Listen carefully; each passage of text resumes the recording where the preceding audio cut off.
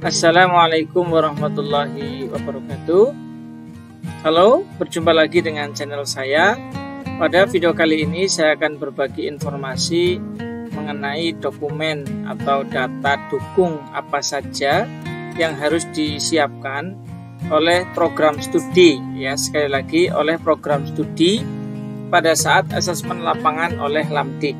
Nah, datanya ada di sini teman-teman sekalian, silakan nanti bisa mengunduh dokumennya di website Lamdik dengan judul Pedoman Asesmen Lapangan untuk akreditasi prodi Lamdik, ya, atau Lembaga Akreditasi Mandiri Kependidikan di era pandemi COVID-19. Baik, kita langsung menuju ke data dukung, ada di halaman 7.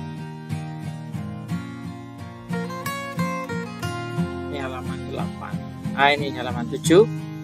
Data dukung yang dibutuhkan ini seperti ini. Data dukung yang diperlukan dalam kegiatan AL sebagai berikut. Ini yang UPPS kemarin sudah saya jelaskan. Nah, sekarang yang prodi. Prodi lebih banyak datanya daripada UPPS. Yang pertama adalah SK izin operasional prodi, dan juga yang kedua adalah SK dan sertifikat akreditasi prodi sebelumnya. Ini tentu bagi yang prodi sudah melakukan akreditasi. Kalau yang prodi baru berarti SK izin penyelenggaraan, ya, ini saja. Baik, untuk 1.1 ya, ini pertama dokumen Renstra dan Reno PS, SK tim akreditasi atau task force, ya. Ada dokumen juga tentang mekanisme penyusunan visi keilmuan dan tujuan PS. Jadi di dalam Lamdik itu prodi cukup memiliki visi keilmuan dan tujuan saja, tidak perlu misi dan juga strategi di sini. Nah, di dalam dokumen mekanisme penyusunan itu ada daftar hadir, notulensi, ya, kemudian keterlibatan pemangku kepentingan, baik itu internal maupun eksternal. Nah, yang internal ini berarti dosen, mahasiswa pendidik. Nah, eksternal itu alumni dan masyarakat. Kemudian yang berikutnya dokumen penyusunan visi keilmuan dan keselarasan, ya, dengan visi kelembagaan dan perguruan tinggi, kelembagaan UPPS dan perguruan tinggi. Ada juga instrumen pelaksanaan dan hasil survei visi keilmuan dan PS dan tujuan PS maksud saya. Nah, jadi ada instrumennya, ada pelaksanaan buktinya. Jadi pelaksananya ya laporannya itu, instrumennya silakan dilampirkan juga di laporan. Hasil surveinya ini juga ada di laporan. Jadi ini bagian ini cukup satu laporan, isinya instrumen, ya, pelaksanaan dan juga hasil.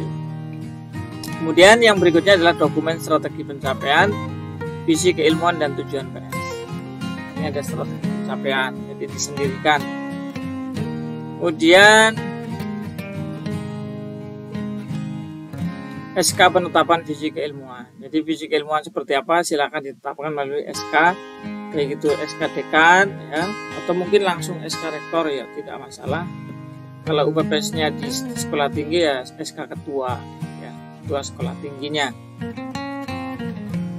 Yang 2.1 dokumen mekanisme pemilihan pimpinan PS dan UPPS juga ada sama, ya, di UPPS kemarin sudah ditanyakan. Kemudian dokumen tentang etika, ya, kemudian sistem tata pamong, struktur organisasi, ya, termasuk kemudian tugas dan tanggung jawabnya atau job desk, ya.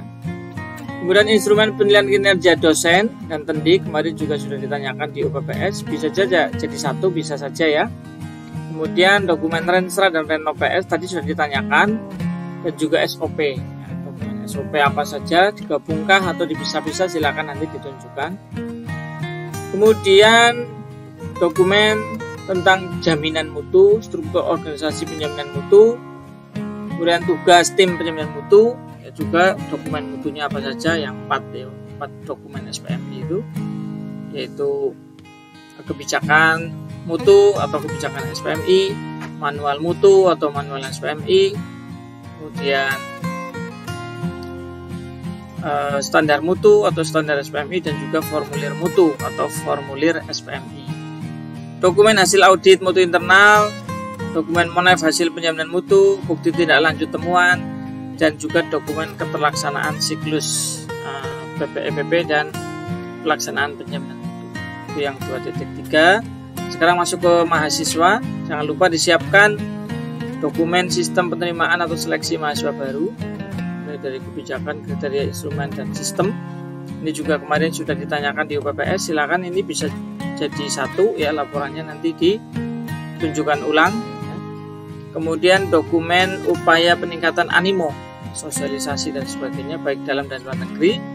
Dokumen data mahasiswa reguler, dokumen daftar lulusan, termasuk IPK, ini bisa juga dari buku atau SK Yudisium ya, yang ini.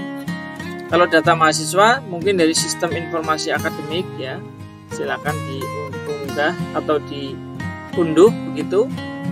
Termasuk dari PD Dikti juga memungkinkan seandainya sudah dilakukan update data. Terakhir yang 3.1 adalah dokumen sistem informasi dalam pengelolaan penerimaan mahasiswa baru. Di sini teman-teman silakan, seandainya ada PMB yang menggunakan aplikasi, silakan ditentukan. Nah, untuk 3.2 adalah dokumen data program layanan dan pembinaan mahasiswa. Kemudian di sini adalah laporannya apa saja, laporan layanan itu baik dari minat, bakat, konseling, soft skill, profesion, beasiswa dan kesehatan. Kemudian dokumen kebijakan dan program layanan, bimbingan karir dan informasi kerja untuk mahasiswa dan lulusan. Dokumen sistem informasi dalam pengelolaan program layanan dan pembinaan mahasiswa. Misalnya ada aplikasi bimbingan konseling, ya, aplikasi beasiswa, aplikasi minat bakat, aplikasi untuk keprofesian, kemudian aplikasi untuk pelayanan kesehatan. Jadi untuk mendapatkan layanan kesehatan misalkan sudah tidak perlu langsung ke sana pendaftarannya, tapi sudah menggunakan aplikasi. Nah, ini dukungan sistem informasi seperti itu. Nah, sementara untuk yang prodi cukup 3 dulu karena masih banyak ke bawah. Nanti kita lanjutkan di video berikutnya. Terima kasih telah menonton. Jangan lupa like, share, komen, dan subscribe. Assalamualaikum warahmatullahi wabarakatuh.